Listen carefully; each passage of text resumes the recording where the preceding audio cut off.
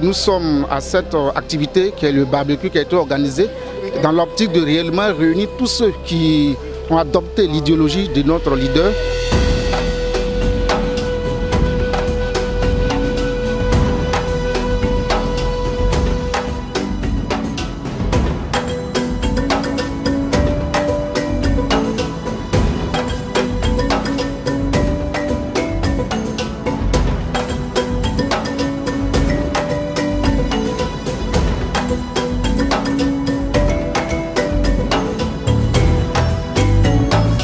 Nous avons été conviés par la dynamique team GKS pour ces barbecues. Je pense que cette rencontre est bienvenue, que de faire des conférences habituelles dans les grandes salles. Ça nous raffermit en plus, ça nous rapproche de plus davantage.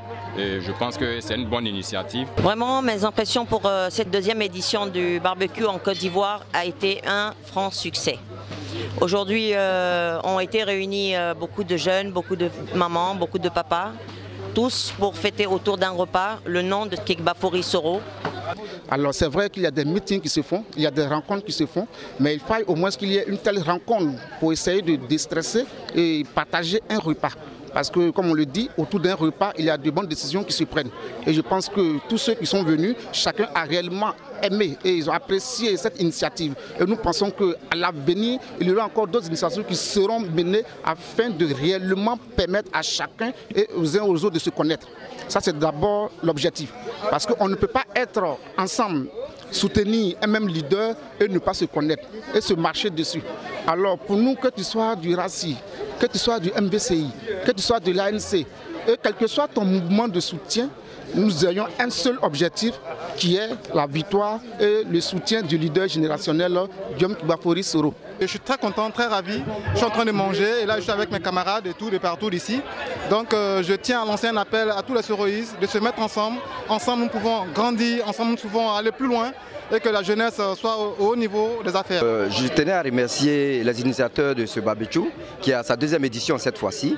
Et cette fois-ci nous avons vu que les responsables de tous les mouvements ont été associés. Et je félicite quand même les initiateurs et je souhaite que ça continue ainsi et que ça prenne tout le tour je vais dire, du pays et même à l'international.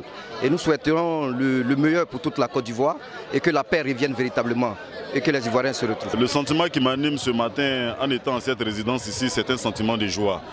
Je pense que le président Guillaume Soro est une personnalité qui crée et qui souhaite l'union. Ce matin, en étant ici avec plusieurs organisations ou partis politiques engagés autour de l'idéal Guillaume Soro, ça n'est peut-être qu'une joie pour moi. Heureux de partager cet événement avec la dynamique Team GKS. Les féliciter déjà pour l'initiative. Alors l'occasion a permis de rencontrer tous les mouvements proches du leader de son Excellence Guillaume Soro. Et j'estime que c'est ensemble nous allons arriver loin. Le barbecue des soroïstes, c'est mobiliser les indécis. C'est de donner une autre façon de faire de la politique sans rentrer dans le domaine dénigratoire ou diaboliser qui que ce soit. Car je pense que la démocratie, c'est aussi la fête. C'est rassembler les indécis et expliquer de façon très détendue à ceux qui n'ont pas compris la vision de notre leader générationnel qui est Guillaume Kekbafori Soro. Et à travers ce barbecue des soroïstes, nous avons réussi, et je pense que c'était le but, de pouvoir parler, mobiliser et discuter dans un esprit de détente. Donc je pense que la politique n'est pas un combat corporel, c'est plutôt un combat d'idées et que le prochain barbecue des soroïstes mobilise encore plus de gens et que nous expliquons pourquoi notre leader générationnel Guillaume Kekbafori Soro veut prétendre à ce fauteuil présidentiel 2020.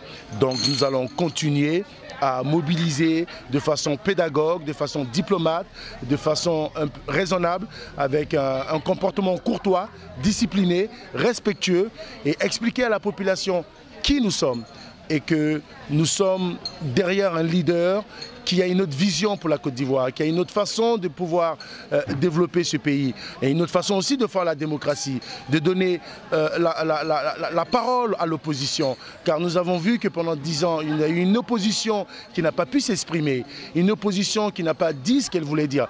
Car un pays a besoin d'opposition. L'opposition peut apporter des idées.